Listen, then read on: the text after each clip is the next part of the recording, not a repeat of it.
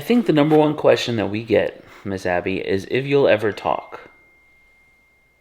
Oh, Mom said help. We'll come back to that. I had to go in and help tech support with Priscilla, so I didn't get to finish my answer. And then when I was in there helping Priscilla, Abby would come in and ask for me to come in and sit with her. So I was being pulled between my two girls. Priscilla needed tech support, Abby needed company, and I pulled a muscle in my back. And your knee, and I have a torn. Gosh, what are you doing? I have a torn meniscus as well.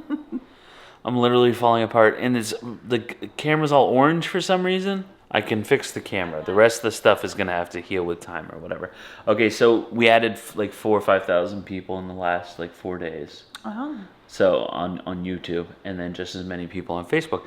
And I was saying that the most common question that we get from new folks is, will Abby ever talk? And I was talking to her earlier, and I was, wondering what she was thinking about. And I was like, do you think in words like other people do? I'm like, well, sure you do, just your own words. So the short answer is we don't know. And what I mean by talk is verbal, vocal communication, speaking words in the English language, to be specific, because you have to realize that communication is communication. Like sign language, speaking with an AAC device, like her iPad, and the app that she uses is called TD Snap. If you're curious. And it's just on an iPad. I know a lot of people ask that question, like, what device is she using? It's just an iPad. Just an iPad, iPad Mini. Those are still forms of communication. They're still forms of talking. They're just as legitimate as me talking to you right now. They're not any less legitimate. You wouldn't tell someone who speaks using only sign language that they can't talk, because they are talking. They're just not speaking the same language. Make sense? She does communicate. She communicates very well. But will she ever? And I get it. Like, will she ever talk like Priscilla and I do, with words spoken? And we don't know. But the older that she gets, the less of a chance that there is that she will. Right. She'll be 17 soon. It's highly probable or likely that she won't. She may eventually, develop a few words, but it's not, we're probably not going to be having conversations with her ever, where she is talking back to us. She's also never spoken a word. There have been, there's numerous videos where people say, oh, I heard her say no, or I heard her say mama, or I heard her say okay, or whatever. And there are numerous times when she has, and it's not approximating, because approximating is when you say spoon and this that would be an approximation, an attempt at a word. But there are times when she has made a sound that, and words are made up of sounds. Hey, the sound sounds like a word, and the word matches the situation or scenario that we're in. So it kind of, and I know a lot of you old timers that have been here for a while, you've heard us talk about this on a few different occasions. What do you want to do? Okay, go ahead. Okay. What?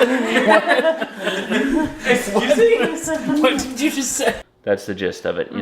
She has sounds that have matched the situation, so it makes it sound more like words. But the thing of it is, she's made that same sound in other videos and other times in her life, but nobody has said, "Oh, it sounds like a word," because it didn't match the situation. Yeah. When you ask her a question, she adamantly says no to it. Like, no, she doesn't. Shakes her head hard. She doesn't want to do it. Whatever. She will oftentimes add a sound to that. Most of the time it sounds like, and that is vocal communication. It's a negative, it's just like nope, nah, no thank you. Those are all negatives. That sound she's making is a negative. She associates that with shaking her head no. So it is a form of, of vocal communication. It's not a word like in the English language. However, it is her saying no. It's a very complex thing. So you really have to think about it. You have to think outside of the box of when people speak with their mouth and sounds come out and they are in the form of words, that is the only kind of communication. I think that's what people get stuck in a lot of times. It's like, well, she can't talk. Well, actually, she can. Technically speaking, she is verbal. Yeah. Verbal doesn't mean spoken word. Verbal means communication. Verbal can be any form of communication. Vocal verbal is the term. That is where her deficit is, and honestly, her deficit is with all forms of communication, spoken and receptive communication. So She'll have good days and bad days for receptive communication, and you can tell on those days whether or not she's understanding what you want, what you're asking of her, So think of it like and that's all sensory, we think. yeah. So think of it like fuzz, like white noise. Like it's blocking her ability in her brain. Something is blocking her ability to receive and communicate. Receive, ingoing and outgoing communication, and that varies day to day. Yeah. So some days, man, she understands everything we're saying. But this afternoon, she was high. She was sensory seeking this afternoon. Yeah. She was getting into everything like that would be sensory, so she needed it. Right. I was like, I'm about to put you on the patio with a can of shaving cream. There's a whole can of shaving cream out there. But it did not inhibit her understanding of things. She totally, got everything.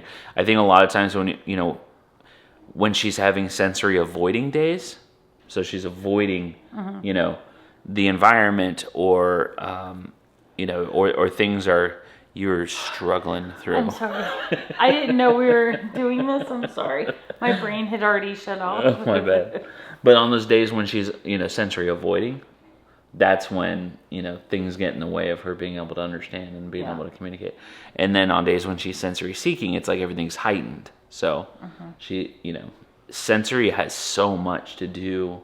Yeah. Like, I don't know. I feel like there needs to be more study going into association with sensory processing disorder and autism and how it affects the brain, because it would help Neanderthals like ourselves to better understand Abigail, to better understand our children, people with autism, and just how that sensory input affects your day-to-day life, and whatnot. So comment down below if we're on point with that, if you are an autistic person yourself and your sensory input, whether it be avoidance or seeking or whatever, has an effect on your communication and understanding of things and all those things. That would be pretty interesting. I know it also affects people with ADHD.